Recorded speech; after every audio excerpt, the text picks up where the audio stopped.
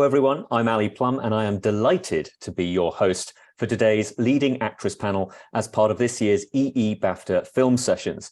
This annual series celebrates the nominees from the upcoming BAFTA Film Awards. I do have some housekeeping before we start though. You can join the conversation on social using the hashtag BAFTAs, all one word, but of course. And if you have a question, and trust me, you will have a question, please do pop it in the chat and we'll come to it at the end of the discussion. About 15 minutes is allocated for your questions to these wonderful people you're about to meet. We also have BSL available for today's session, and also captions are available by hitting the CC button at the bottom of the screen. Please do welcome our speakers today. We have Ana de Armas of Blonde, Cate Blanchett of Tar, Danielle Deadwyler of Till, Emma Thompson of Good Luck Julia GRANDE, and Michelle Yeoh of Everything Everywhere All at Once. Welcome to all of you. It's great to have you here. Thank you for joining us. Thank you. Thank you for having us. So, without any further ado, let's kick things off with a hopefully nice underarm throwover question. Was there a scene in particular in your respective films that you were eagerly anticipating or actively dreading shooting? And Cate, I did warn you about this one. Might you do us the honor? Me, were you? Yeah, do you mind? This is very improvised and natural of tackling this opening question for us. We're all actresses, aren't we? So any scene that I was what? Sorry, I didn't hear the question. Nice. That's what it's like to work with me. Very good. When I don't want to get out, I didn't hear that piece of direction. Sorry, what was there any scene that I found particularly challenging? Yes, or that you were eagerly anticipating or actively dreading. Well, playing a conductor and not being a musician myself, I think it was probably standing up in front of the Dresden Philharmonic and conducting Mahler's Fifth. That was terrifying. And I said to Todd Field, the director, wonderful, extraordinary director, that I'm quite slow. I don't know about the rest of you, but I say, look, can we just all warm up together until the crew and the cast have found our way together? Let's just do some shots where I'm walking through the background, you know, picking up a bag, walking back the other way, do nothing complicated. And he said, absolutely. He was an actor himself. And he said, sure. And then he said, he called me in pre-production and said, look, here's the thing. Because of the pandemic, we're going to lose the orchestra. So we have to do all of that stuff first. So I said, absolutely understand. And I put down the phone and I broke into a sweat and started weeping.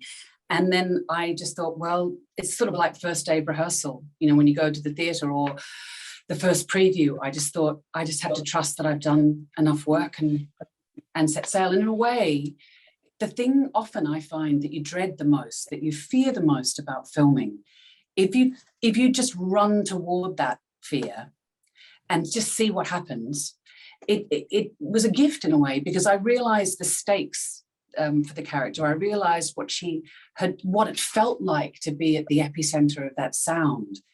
And so therefore what she risked losing, which in fact stayed with me in a way that I would never have viscerally understood if I hadn't done that stuff first. So I was anticipating all of the technical things, I suppose. But in the way, you're probably the same, guys, like when you have to learn a particular skill for a part, that's the thing that's front of your mind. But in the end, it's the psychological hurdles that your character goes over, which end up being the most complicated or the most difficult.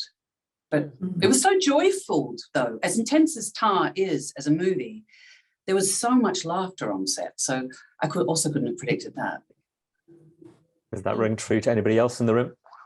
I mean, the psychological is major for me. I have like a few scenes that are like, what's gonna happen to me? I'm not waiting for these days, but I'm prepping for these days in a spiritual capacity, right? So it's the train scene, right? Predominantly, like I'm waiting for that, as it is the day she receives Emmett's body. It is the day that literally everyone came out to witness you know, the box come. And so that's how it felt for Mamie in reading her memoir. And that's how it felt like everybody's in this thing together. And there's this roiling, boiling emotion that's happening in the space. And I mean, I didn't feel alone. It wasn't like, oh, I'm dreading having the emotion. It's just so much together as a community in doing that. Because the Black community came around her to be witnesses with her, and they're having a particular kind of anger and rage at what has happened. And then in that space, for me, it's, oh, this community is all around me. It's not you going through this thing alone. You're going through this thing with everyone. And so it might be a traumatic emotional endeavor, but it is this intense energy that, you know, it is a thing to feel that. You know, it's powerful. So that was I imagine having a very strong, close relationship with your director is essential. You can't do nothing without a director. You know what I mean? Like, you have to be able to trust them. And she ushered and protected me the entire way. You know, Chinoy that's my comrade.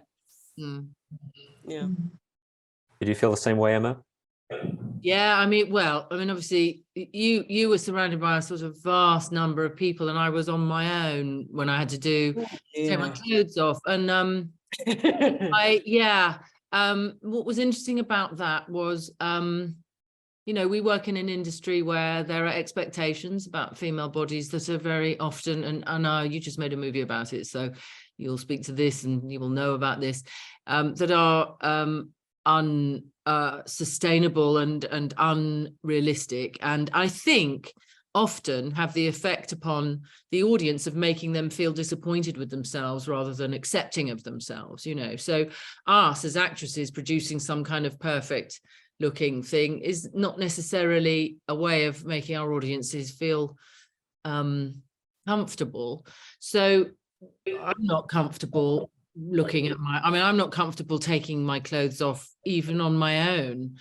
And so what my thing was, the thing that I was dreading, and rightly so, was trying to find a way of playing something that I had never experienced as a woman. So I had to sort of it was so peculiar. We've all had to take our clothes off one way or the other, I think, in films that we've done, and we've had more protection or less protection. I've had to do it not very often, but never in this way where, you know, there's just a mirror and a light, and you can see everything, every frailty, every little bit of the body that you might not like, or that you might think is unacceptable, or that you think the audience will feel is not very nice. All of those things. I had to just not feel that or be aware of that, which was I don't think I've ever done anything as an actor that was more difficult than that, which was a lesson to me. It was a lesson to my own endeavor to accept myself. And I was very lucky because, of course, we made it in COVID. There were only 3 of us in the room. There was me, the DP, and not even sound, I don't think. We were in a tiny little room, you know, and our director, who's a wonderful Australian, Sophie, we had so little time to do it. There was no way of going, oh, could you make that slightly less, because I can see, and there was no time to say, can we change the lighting, or can it be more pretty, or, you know, even if I'd had those guilty feminist thoughts, I was not able to indulge them in any way, which was very, very good. It's like Cate says, you know, the thing that you fear the most in the end will give you the most strength. And I know it sounds pathetic that there was even an issue, but there was a very big one for me. And so yes, that was my experience, and it was very instructive and very salutary. Now, Anna, I imagine there's a certain pressure, one might imagine, when you're taking on the role of a real human being who happens to be Marilyn Monroe. Yeah. How do you handle that? And is it just every single scene that's a panic attack? My gosh, that was a lot to handle. Every day and before we even started, I think I was, there were so many different parts for that process. Some of it was the work with Andrew, but some of that was my own homework that Andrew never saw. A big part of that was my dialect coach. I'm Cuban. I learned speaking English 6-7 years ago, let alone the accent or period or specific person who already had affectations in her voice. So I think that for me was the worst part. I mean, Andrew didn't sugarcoat it. My first day on set was a huge scene with so much dialogue, meeting mother for the first time at the hospital. And I was doing this scene with Julianne Nicholson and the entire crew around me and Andrew, and everyone was going to hear me for the first time. And I was just terrified. And it was, to what you were saying, it's like, it's the best thing that can happen, because I realized that that's exactly how she felt. And it was amazing. It was an amazing tool for me to use. And I think it was good for me to not overcome that for the entire time, because it was like that fear of judgment or just sounding just bad or not getting it right, or the accent, or all the work that I did for nothing, to be, useless, or, all of that. So it was amazing. It was a great process to live through, and it was very intense and very, mentally exhausted, and but also like it felt very real for her, because it wasn't also playing just Marilyn Monroe, the actress that we know, the on-screen voice that we know and we're used to. It was playing Norma Jean, pretty unknown human being, in my opinion. So she also sounded different, which is, it was a hard thing to find, like to really discover that, that in between, who, how much of Marilyn was coming out at certain scenes and how much of Norma was going on in other scenes, and just to find that balance of who the real woman was, and when she was supposed to deliver Marilyn, and when was she trying to actually be seen for her, who she really was. So, it was kind of a very, very intense and very close relationship with Andrew, because we got to finally put all of that, intellectual conversations and research and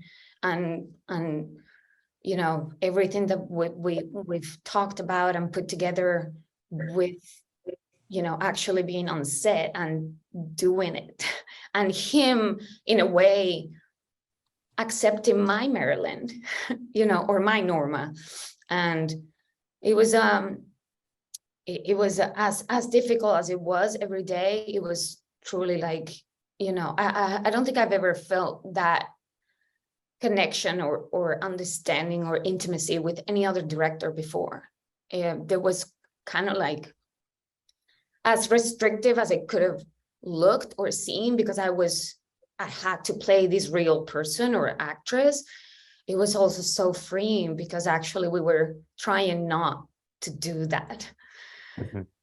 So I had a lot of room to emotionally feel things, and she was so her feelings were just so exposed all the time that anything I would feel kind of felt right, and it felt like I could go there and it was okay. if that makes sense. Yeah. Of course. Yeah. I mean, it was a great success for what it's worth. Just to briefly say that. Michelle, we turn to you. I know some of the behind the scenes stories of Everything Everywhere All at Once, and it's not your regular shoot, is it? It's a pretty unique atmosphere that the Daniels cook up. Yes, they do. Well, you know, listening to all of you amazing women talk about your preparation, it looks like I had it really easy. I was just playing, you know, Asian immigrant family, very ordinary, and yeah, then with the Daniels, you never know what's going to happen. I mean, when you receive a script that starts taking you on saying that you're very ordinary, but then suddenly you're taken to all these different universes where you're met with hot dog fingers and butt plugs, and that was a lot of things to process. And but I think what kept us all together were the Daniels. And like you said before, it's your director. In my case, I had two directors, and fortunately they were like the yin and yang of each other. There's going into the everyday going to work. They did a great job for us because the movie was so frantic. It was so chaotic. It was so fractured that every morning, 15 minutes, we had a warm-up session with the cast and crew. So we were cast and crew, and then suddenly we were a family. We all saw each other. We all knew what each other were doing. And you know, a lot of times on a film set, you don't see most of the people who are working behind the scenes because they're busy tucked away in some corner, you know, making everything come together. But for that 15 minutes, we looked at each other's eyes. We're ready to hold hands and do silly things, whether it was back slapping each other, doing, you know, weird warm up. And of course, Jamie has the best one. I don't know what that sort of like thing that she does. But it brought us all together on the same foot and had that trust and conviction that we would hear and we were, you know, going to give it our best shot. And then once you step into such a comforting environment, loving environment, anything that was thrown at you, especially when you've been prepared and you know what you're up for, then it's quite easy in a way. You just constantly, the Daniels just have to constantly come up to me and say, that's the look, you're confused. Perfect. That's what we want. But I think at the end of the day, even though it was absurd, you know, with the hot dog fingers and all those kind of things, the core of the story was family and love. And it was very grounded in very real emotions. And I think that carried us all the way. Thank you so much for that, Michelle. Thank you to everybody, but I feel like I'm about to make Anna a blush a bit here, but just before we got started, she was saying how much she loved Leo Grande. And I was wondering whether we might want to talk about each other's movies a bit. Who's seen each other's films and how did you react to them? Well, I've seen all the films. Yeah. We all have, right? I think it appeals. All our movies are so different, and that's the real beauty of it. I mean, it has given us, each one of us, a different platform to show what we are capable of, and that's the magic of movie making. That's the reason why we make movies. We are storytellers, and I love that every single story is completely different. I mean, Leo Grande is like, when was the last time we had an older woman being in a situation like that? That was so profound for me. I really, really enjoyed that so much. And that last shot that you did it took a lot of guts. So I salute you. Yeah, you wouldn't be saying that to me if I was Charlize Theron, though. That's the point, isn't it? Is that we're not used to seeing normal bodies on the screen. We're used to seeing bodies that have been really, really carefully produced and controlled. And we're all used to that. We're all used to that.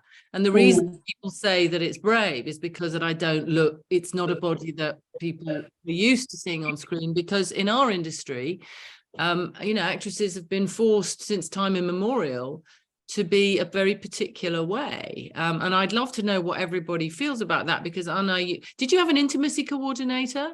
Yes, yeah. And that How did you find that? How did you work with that person?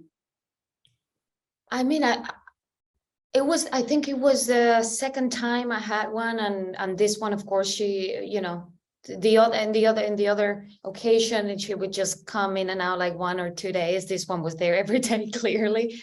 And I actually found it very helpful for me, for other actors. Sometimes I feel like people imagine that because you're the woman usually naked or doing, you know, like a love scene or something, you're the one uncomfortable. I feel like sometimes the other person might be even more uncomfortable, or even the crew or whatever. And I think this person was there actually not just working with me, but with everyone else, and making sure the environment was, you know, right for equally everyone.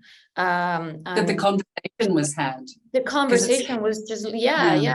And set boundaries for every single person, either the people watching on set, in the sense of like, you know, the crew or whatever, or the actors, or what we needed.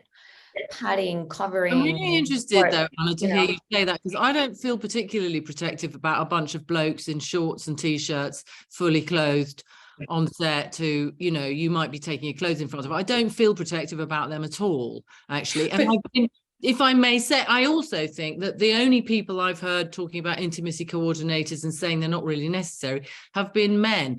And recently I've been having a lot of chat with young women, which is why I asked you, and why I think it's so necessary. Young women who've been taking part in huge sort of streaming programs that involve a lot of nudity, and the abuse is just, you know, it's absolutely endemic and awful. And I think a lot of young actresses have been deeply traumatized by walking on set and people saying, yeah, this is what you do, you just take your clothes off, you're expected to, and they don't feel that they have the power to question it or say, is this is this right? Oh, okay, no, I better do it, which is exactly what Marilyn gone through. But I think,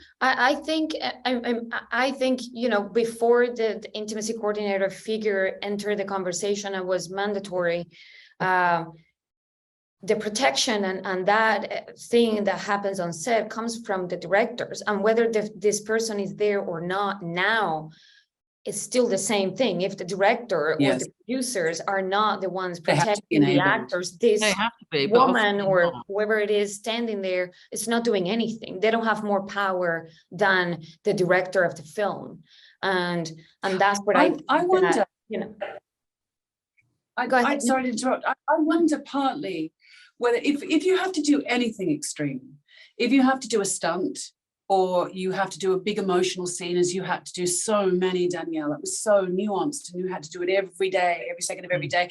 You have to expose yourself physically, or, you know, or anything massive psychologically. I think a really good director, a sensitive director, and a sensitive crew will create an atmosphere around it. And I think what often happens with a stunt or with a sex scene is in pre-production, no one says, what is this scene about? Because I always find that physical scenes, physically exposing scenes, sex scenes as they're called, my first question is, what's this scene doing? And oftentimes, if you say it's not doing anything, you say, well, why is it there? And now that is absolutely not the case in your two films, because it was so important that all of those scenes were there. And so then you say, okay, well, how are we going to do this? In the same way that if you have to expose yourself in a grief-stricken way, or you have to do something incredibly dangerous with a bunch of people, you practice it, you rehearse it, you know where the camera is. And so the people inside that scene have a sense of agency, and that they're dancing with the crew, with the screenplay, and with the director and the lights, and with the audience, so they know what it is that they're doing. So in a way, one's physical self becomes part of a bigger whole in service of something. And I think that's, for me, what often happens with sex scenes. And as you say, Emma, you know, when you're starting out in your career, you're often in pre-production. When you're given the script by your agent, you're often told this is a really great director to work with. This is your chance. Don't fuck it. I'm allowed to swear. Don't screw it up. I'm sorry, I'm Australian. No. But, you know, and so that the fear of speaking about these things actually begins way back before you ever have your first costume fitting. Yeah. But maybe before you even get the job. Yeah. And so I think that it's being allowed to ask questions, creative questions, I think, that actually starts to change the atmosphere, so that these physically, emotionally exposing scenes, we realize what the purpose of them is, and that it's more than, as you say, it's more than one single person, as you were describing before, Danielle. You know, you're part of an organism making it. Yeah. And so, and an actor needs a certain atmosphere in order to feel safe to do that. But that's begun earlier. I wonder. I don't know. But I mean, I wasn't there when you were filming, so. And that's what I would say is endemic, Emma. The endemic quality of things is lack of voice and lack of agency in advocating for yourself to be okay at whatever phase of the production is. You know, if you can have that conversation beforehand, how do we sparse out these emotional scenes, right? Which is what our line producer and Chenoya talked to me about. How do we preserve you so that you can get through the entirety of the production? Oh, this big scene will be this week. Is this okay with you? Like, it's actually considering your humanity and you have the ability to say yes or no. Like, it's not a thing of the actor does, you know, infantilized actor who has no true say and is afraid to advocate for themselves. And so everybody is necessary in being a and on set, parity on set, you know, on set, there's hardly any women in the camera departments. You know, there's so many men. I mean, on that's got to change. We have to have more women in the camera departments, in sound departments, in electricians. It's incredibly difficult for women to get a job as an electrician. Really, really hard. And it's the fact that most film sets are deeply, deeply masculine spaces. They are, unless something extraordinary has occurred, and you know. But you really have to look. They're so diversity and parity, gender parity is essential, I think, if we're going to make these spaces as safe as, and as sort of, as you say, Cate, as really communicative and communicable as they can be. Because when you've got a bunch of folks, if you're doing a big movie, you know, the crews are enormous, and it's very difficult to create a kind of, you know, a space where you really know them all, and you can, which I think is a wonderful thing to be able to do. I mean, Michelle, when we did Last Christmas, you know, we knew all those kids. We knew them all really well. It was a small crew. But if you're doing a big movie, it's very hard to create that. And it would be easier if there were more parity between, you know, male, female, and also more diversity, frankly, certainly in my country. It's better in America, but... Is it? I think isn't it, Danielle? There's that's really, that's so disappointing. How long have we got? God almighty. We have a good 3 hours. No, I regrettably have to say we've only got half an hour. And with that in mind, maybe this is a good time to remind our audience that if you do have questions, and again, I think you will, please do pop them in the old chat box and let us know your thoughts, because we will be asking them to our 5 guests here today. May I ask a question in honor of International Women's Day, which is happening in just a few weeks' time? And this is a question that was asked of me, and I found myself tearing up quite quickly. So best of luck, everybody. Who is a woman in your life that has helped you get to where you are today? Is there anyone that immediately leaps to anyone's mind? Someone that's helped them get to this point in their career, nominated for a BAFTA here in 2023? Any takers? Last night, there's not one to name, right? Like, I'm from a community that has just poured into me over and over and over and over again. You know, Atlanta Theater and Atlanta Performance Art, and like these spaces have created the opportunity for me to develop the way that I am. And so I think about, you know, Black women actors here, Jasmine Guy, Crystal Fox, Andrea Fry, like people you may or may not know or have ever heard of, but these folks have laid a path for me to have a particular kind of rigor and discipline to operate in any kind of space, in any kind of artistic space. And my mother, my sister, right? Like these are the folks who encouraged me from day one. And so, no, I will not cry because I've done it already. So thank you. But those Just me then. That's fine. I'll do the crying. That's okay. You should. Anybody else want to step up? Oh, well, me, my mother, for sure. I mean, I didn't come from a family that where I even thought acting was something that one could do with one's life. I just thought it was a hobby that I'd grow out of, and then I'd do, you know, something that one was meant to do. And certainly coming from a very powerful but very small film industry, I went in Australia. I went straight into the theatre, never once imagining that I would make a film. And so I actually came to film quite late.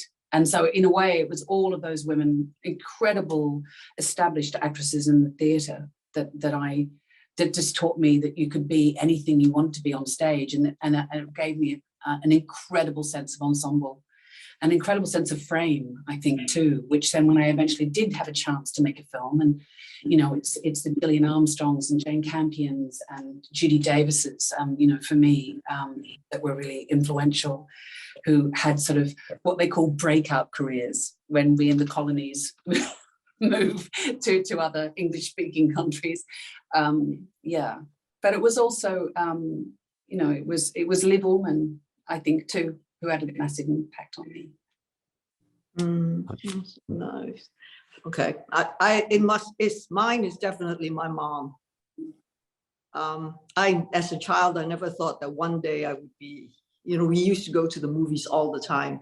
I look at it, I love the magic of it, but I never, ever dreamt that one day I would be myself be on the silver screen. But my mother had other ideas, I guess. And then when I was given the opportunity much later in life to do a commercial in Hong Kong, and then actually was in the film business suddenly, I think it was a lot of women in Hong Kong. They have since become like the sisterhood. They believed in me, they supported me. You know, I was a foreigner in first time living in Hong Kong. But you know how women, we rally with each other. We see when someone is vulnerable or in need of some caring or just love.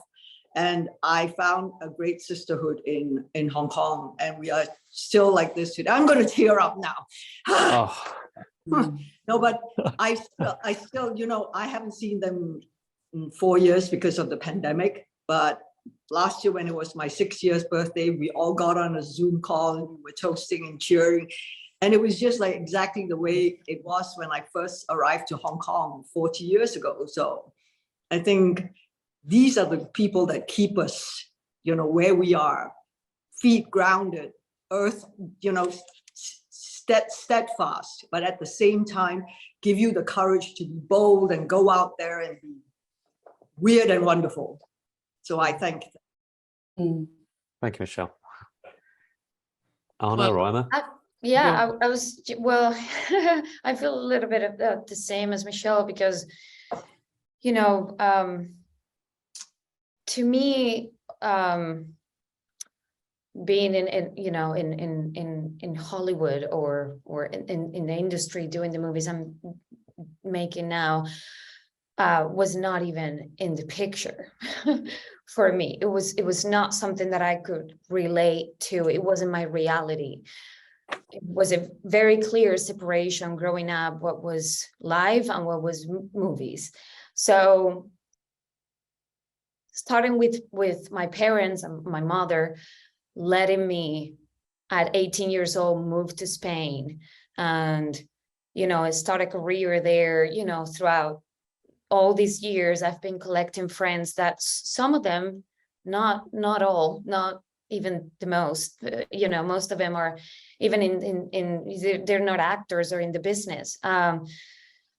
You know, from Cuba to Madrid and now in the US, I just have this, my girlfriends all around. And it doesn't matter what they do, it doesn't matter where I am, they live my experiences and my success or my whatever is going on with me every day. And they are the thing that there's kind of like this comfort of like going back to when I had a more normal life, or, you know, like what I knew was my life before. And so, yeah, these women that are just being mothers and working and being wives and just battling through life and everything that they do, it's like, and I'm still in Prague shooting for 5 months, and they've been through so much already.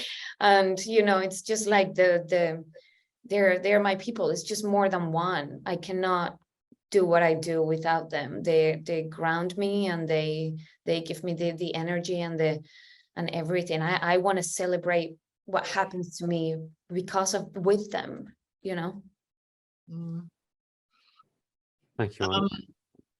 Well, I'm a lot older than you, Anna, and so I grew up when in a sort of almost 15 years after the Second World War ended in London, and my parents were both in the theatre and very poor. So I was a bit of an accident, and my parents, they were both sort of what my dad would call journeyman actors, you know, and so they would be on tour in plays, in repertory, and what I learned, I think, from my mother particularly, was that women also earned money. I always say to young women, it's terribly, terribly important that you earn your own money. You must have your own money. It's your power, and it's your independence. You cannot have independence without earning your own money. And Mum earned, you know, not much, but she earned, and Dad earned sometimes. And I learnt from them certainly about how precarious our job was, you know, and how sometimes there was money in the household and sometimes there wasn't. And I also learned from my cousin Eleanor, who used to appear in old Victorian fancies in a terrible rundown moth-eaten theatre under the arches on the Embankment in Charing Cross, where she'd sing songs like, oh, Antonio, he's gone astray. And she'd be singing those in a terrible costume with sort of, you know, garters. And she taught me that women didn't always have to be dignified or sexy or anything. They could be mad and wild and funny and free. Yeah. And that she was a great help to me. And Sorry, you set me off. 92 now. I'm going to need dignified as a GIF immediately. That was that was fantastic. I was wondering, as a general thought for all of us before we dig into the questions from our audience, how important is rehearsal time for your processes, as they say in America? And I imagine for Michelle, there may not have been that much time for you to have any of that so-called rehearsal stuff people talk about. Unfortunately, I didn't have that much time because I was finishing off Star Trek Discovery in Toronto when all this was starting to gather momentum, and we were going to start filming in January. So I literally had less than 5 days a week with them. But I sometimes think it's not the number of days you have together, but actually what transpires when you are together and what is the thought process that goes through it. So for me, generally, I go away, I lock myself when I have more time and study as much as possible and have my background. Who is Evelyn Wong? Where did she come from? And piece out this character so that I know in my head what is going on and who this person we have created. Then when I step into rehearsals with the Daniels, then it becomes easier because everything is already there. I have all the questions I need to ask. I have all the things that I have to work on. And with the Daniels, because they wrote it, they know the ins and outs. They started this journey probably 4 or 5 years ago. They started to write it for a man in the first place, and then they figured, no, you know what? This relationship is not really speaking to us. And it's very easy to do an action movie with a guy. But with the woman, the whole dynamics changed very, very dramatically. And what is important is the general, you know, the divides between the generations. So the mother and daughter, her relationship with her father, all the miscommunications, everything that was there on paper. But with the Daniels, we managed to work on the details. And I think rehearsal is very, very important, because especially when it's an indie film, you don't have time when you're on set. You have to get in there, know what you're doing, and shoot it. And we shot it in 37 days, 38 days. The Rocks took 1 day themselves. So, you know, and when it's so fractured and so many things going on, there has to be such clarity, not just with the actors and directors, but every single other person, our DP, gaffer, everyone who was on set knew what was going on. Our costume designer, Shirley, just think of the number of costume changes that we had to go through. So everything had to work like clockwork, and rehearsals was so important for us because there was action going on. There was dildos being flung around, butt plugs to be sat on. So, you know, there was continuously so many things being thrown at us. And so, yes, that whatever little rehearsal time we had during production, before production, and even during production, we would run through it. We would get, you know, when they were setting the lighting or something like that. So every second was very, very precious for us. I imagine rehearsal is important to us all, but I'm seeing a flurry of questions here. It's like a waterfall. If no one doesn't, can I just say one thing before they say it?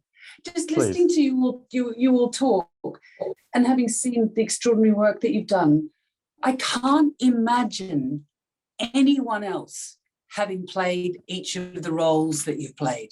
I quite agree. It's almost like, do you know what I mean? No matter what the preparation that, and I'm sure it was intense for all of you, but somehow the characters are so indelible and so much a part of the film. They've really influenced the way the narratives unfold, that they're so seamless inside the thing. And I think that I'm so in awe of that achievement, you know, that you guys Kate, have done. Because it's, you know.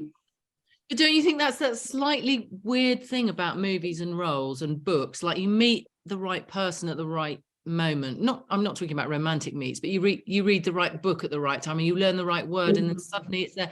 I think that sometimes parts reach us just at the right moment. They hit us here, you know. I mean, you and I, Michelle, we couldn't have played these older women before the age that we are in our 60s. You know, it's such an exciting thing to hit that age and go, oh God, I'm still alive. And then, oh, I do this now. It's so wonderful. Don't you all feel it kind of hit you right at the right moment in your life? I think that's a strange thing about roles on film. It's a bit mysterious, and you just don't know when it's going to turn up. It's almost like destiny, right? A little bit do that. And sometimes you have to be of a certain age, or you have to have certain experience before you can carry you know, whatever that role that comes your way. And it does. It comes with experience and age. And thank God for that. God forbid, I think age goes up and the roles go down. So I was eternally grateful to the Daniels that they saw that and they said, you know, I guess Michelle could do it. You know, let's try it. I'm going to hop over to a question here from Brooklyn, who's loving the conversation and was wondering what your favorite lines are from each of your characters individually, i.e. lines that you'll never forget because either they mean so much to you or they were just so enjoyable to say. God. Yep. How's your recall, guys? Oh, I think mine was becoming an epistolic epistemic dissident. Oh, sorry. You go. Say that 5 times fast, Kate. I said the problem with enrolling yourself into becoming an ultrasonic epistemic dissident was like, okay, what do those words mean? Who speaks like that? I have to roll the tape backwards to you know, have that naturally roll off the tongue. But you know, there were so many. I mean, I don't know whether we were talking about this before we got talking publicly, but just how, I mean, to have, I think, Anna, you were saying it about Leo Grande, just to have those words, you know, when you have these extraordinary words to say. I mean, maybe that's also why the characters that you've created are so distinct. And I know the opportunity I had with Lydia Tarr is that the words gave me so much, and so much rhythmic sense that actually bypassed any intellectual understanding of the character and the circumstances. And so it's dancing with the screenplay. Yeah, so interesting question, Brooklyn. Yeah, it's good. Thank you. I'd say I love Mamie's last speech at the Harlem rally, where she I've forgotten it verbatim, but you know, it's, you know, whatever's happening to anyone else in the world, any kind of oppression happening to anyone in the world, is the business of us all. So it's really the question of consideration for the greater community. It's the shift, right, of her into advocacy, into activism. And at the end of the day, we make art we make film to be impactful, to influence. It shifts us, right? The physical, the emotional, the spiritual, and it's hopefully doing something like that in the people who witness with us. So that right there is like, are you an ally? Are you advocating in any capacity for anyone who is under duress, you know? And for her to do that in the nadir of her life, to say that, to come to that knowledge, that's marvelous to me. I loved the scene that I have with Bobby Cannavale at the restaurant, and it's a beautiful moment because you can see her kind of like opening up to someone for the first time in a very intimate moment, thinking that this person is going to see her and understand what she wants, and she's revealing her deepest secret, like, I want to be taken seriously, I want to move to New York, I want to study acting, like serious acting, you know, I want to live in another world away from Hollywood, I want to live in Chekhov, you know, and she's telling him all of this beautiful, like, what she wishes for herself, and like, and she's probably expecting this man who will be her husband to say, yay, go, you know, and then she realizes that clearly she's losing her audience,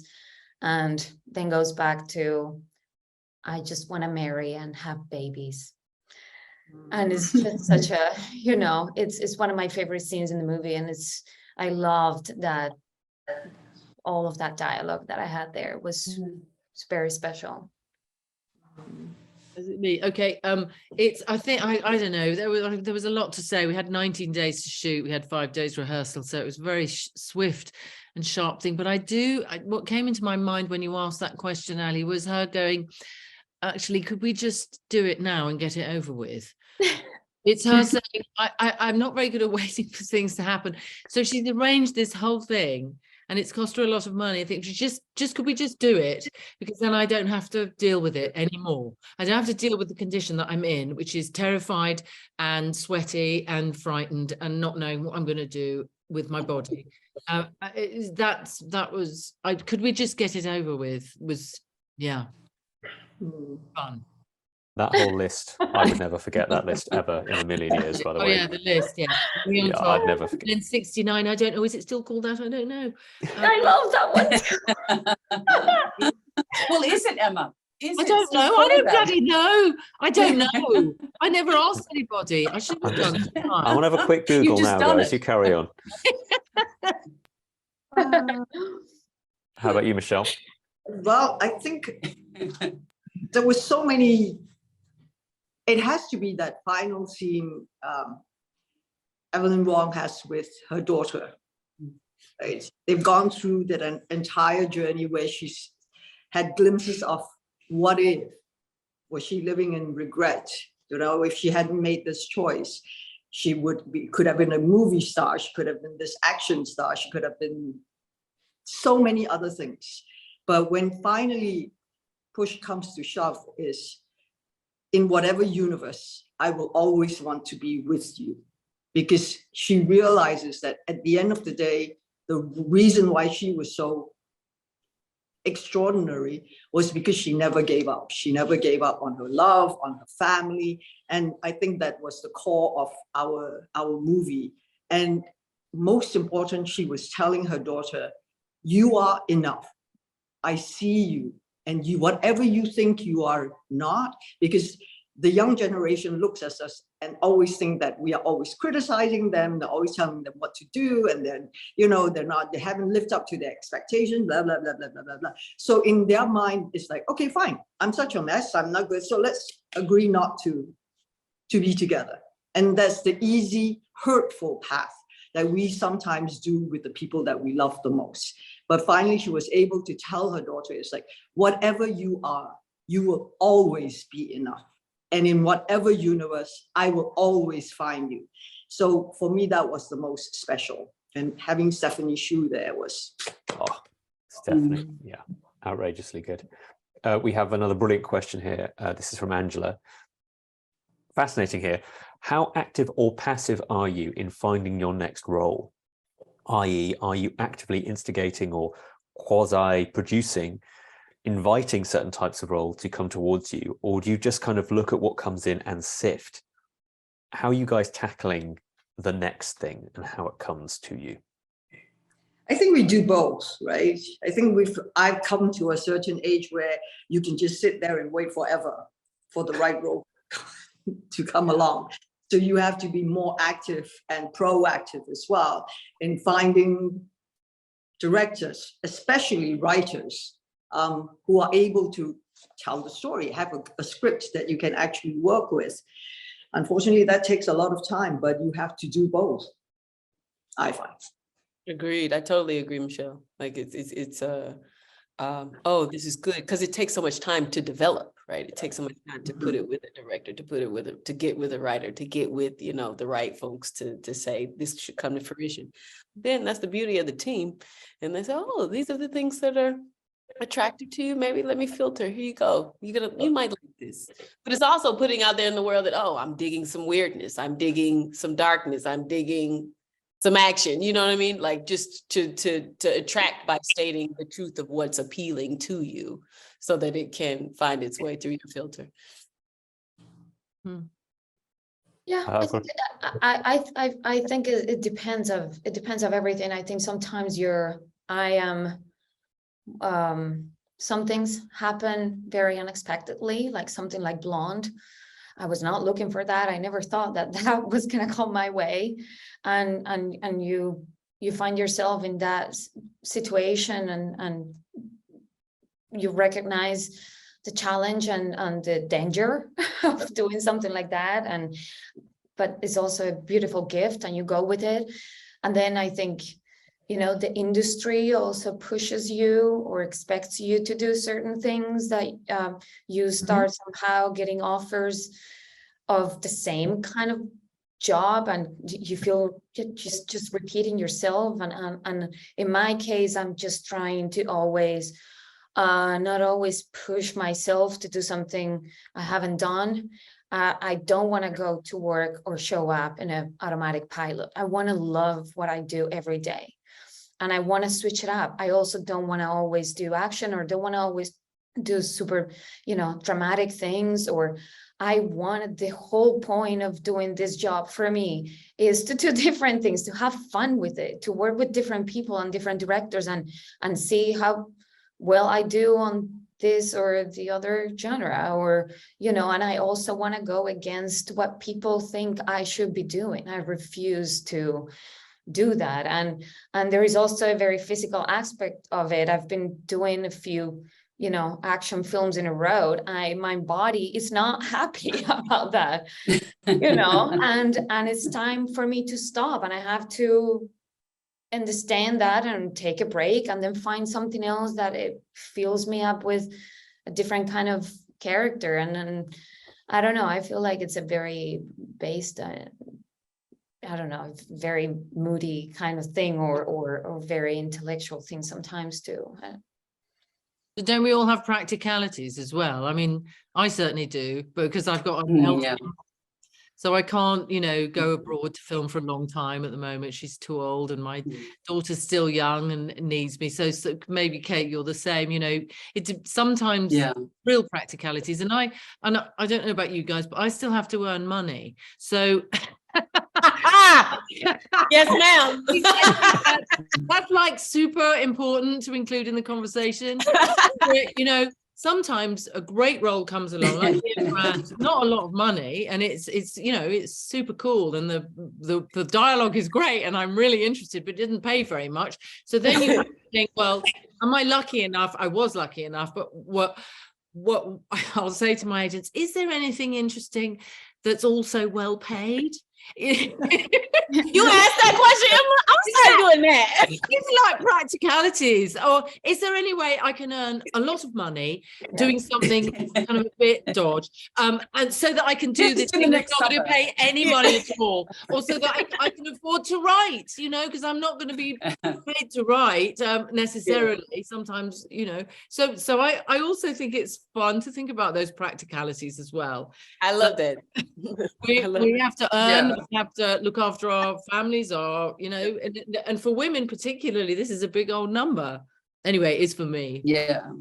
No, mine is unfortunately, you know, having to say no to things for a variety of reasons. And I hate saying no to any experience. You know, 4 kids and and a lot of so it's complicated, and you can't always do what you want to do, I find. And sometimes what I think I want to do is actually not the right thing. Sometimes a surprise that just rounds the corner. I think the interesting thing for me in that question is being the word passive, because I don't think that there's anything passive about being an actor. I think you're constantly in a state of needing to be open. And I think that the idea that an actor steps onto a set or in a rehearsal room and just asks to be told where to stand. I mean, maybe if you're working with Robert Wilson, you say, how far do you want me to lift my pinky?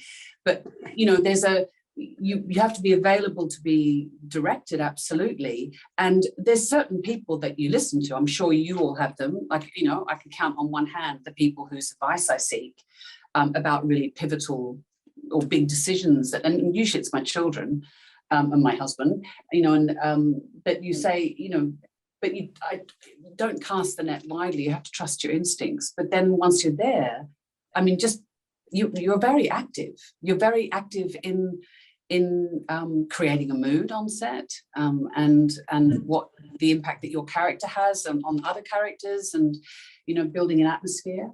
And I also think that saying, I'm going to wait and see what happens, is not passive either. Being open to chance, which is what you have to be as an actor so often, both in life, which is the scary thing, as you say, Emma, when you have to earn a living. You say, I'm going to take some time off, but not too much time, you know, because I've got a mortgage, you know. But it's, and so, you know, to your point, Anna, about wanting to try different things and constantly artistically push yourself. We live in the real world. And of course, then you have a platform and you see what's, I mean, you know, I mean, it's such a privilege to be sitting here on solid ground when what's happening in Turkey is happening to Syrian refugees who have been pushed across the border. You know, I'm thinking, well, I have the luxury of being available to chance. But in answer to that question, I think it's, you're always active as an actor, even when it seems that you're not. What a great answer. All of them great answers. Thank you so much. We are starting to run out of time, I'm very sad to say.